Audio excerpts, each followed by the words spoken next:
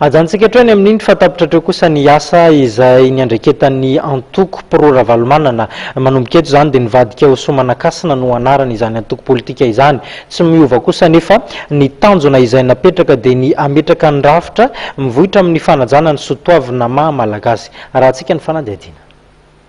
Rehefa tafaverina eto an-tanindrazana ny filoha teo aloha Marc Ravalomanana dia nifarana arak'izany ny asan'ny antoko Pirora Valomanana ka niova ny anarana nentin'ny antoko ary lasa somanakasina. Tsy miova nefa ny zavatra kendren'ny antoko dia ny fametrahana hatrany ny soatoavina malagasy amin'ny tokony ho izy eto amin'ny firenena.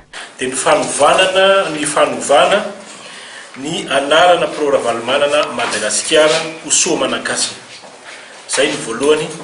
Ny faharoa dia mampatsiahy izahay somanakasina fa ny fampihavanam-pirenena eto amin'ny firenena dia zavatra tena saripady ka tokony apetraka feno amin'ny tena izay tokony misy azy dia tokony apetraka eo ambany fitantanana sy fitarian'ny olon-kendry ara-drazana satria izay dia nanamafy atao anatin'ny fanambarana izay napetraka fa tsy ho vitany FFKM io na amin'ny taona firy na amin'ny taona firy. Ny antony mantsy dia izao zareo nanambara fa tsy mety amin'ny FFKM ny soatoavina malagasy.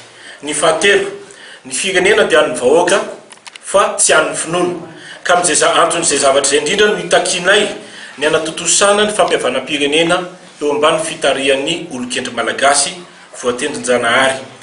Nambaran'ireo avy amin'ny somanakasina fa tsy ho vitan'ny mpitondra fivavahana ny ametraka ny fampihavana-pirenena fa tokony ho ny olon-kendry izay efa manana izany avy ny isam-paritra no ametraka ny fampihavanana. Izany ihany koa dia tsy maintsy tokony alohavan'ny fahatsapan'ny fahaleovantena ny foloalindahy. Miala tsiny miala fondro raha ohatra ka miresaka anareo foloalindahy foana satria voalohany indrindra ny foloalindahy dia tandroka ary mivozony ny firenena sy ny vahoaka eo aminy. Kanefa raha zavatra misy eto amin'ny firenena dia aiza le fahaleovantena ny azonareo lasa herim-pamoretana any vahoaka ary tsy nitaky fahafahanareo fa nijanona teo amin'ny fahaleovantena ary sy tsy fampandrosoana zao firenentsika zao dia anisan'ny facteur anankiray ao ny miaramila zany. Fa no manarakaraka an'izany mbola apetraka ihany koa hoe ny filalaovana lacrymogène eo anivon'ny vahoaka sao de lay so de sangy mihoatra ny loloatra le izy satria voalohany indrindra manana ministère d'environnement tsika, manana ministère fahasalamana tsika, manana ministère mponina tsika. Nahoana reo ministère reo tsy mitory an'io miaramila io? La ohatra ka tena hoe ministère mahefa tsara no apetraka eto amin'ity firenena ity. Dikan'izany mbola tsy nitenitsika nge zany no zakaitsika fa mbola teny fananjanahany any ka mirahina amin'le teny fananjanahana zany reo ministère rehetrarehetra reo ka mampijaly ny firenena eo anivony vahoaka.